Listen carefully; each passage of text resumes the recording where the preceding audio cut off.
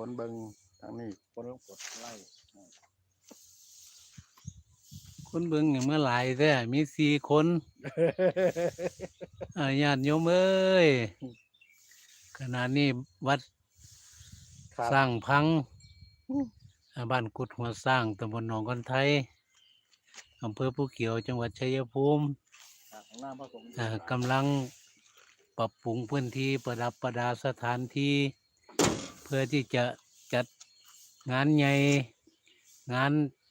ฉลองพระอุโบสถก็ขอเชิญชวนญาติโยมพี่น้องมาร่วมทำบุญในกันน้ำกันเด้ผสมน้ำด้วยนะ อวันงานน่ะที่เริ่มวันที่4 มกราไปจนฮอดวันที่9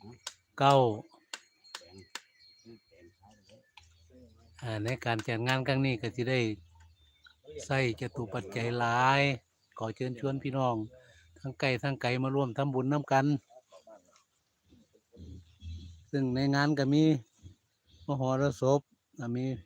เครื่องเสพเครื่องงั้นก็เป็นหมอลำวันที่6ก็สิมีปฐมบันเทิงศิลป์วันที่7ก็สิมีหนุ่มอุบลวันที่8ก็สิเป็นหมอลำคณะระเบียบวัฒนศิลป์แต่ค่าหมอลำก็สิตกไป 700,000แล้วพอ 6-7 แสน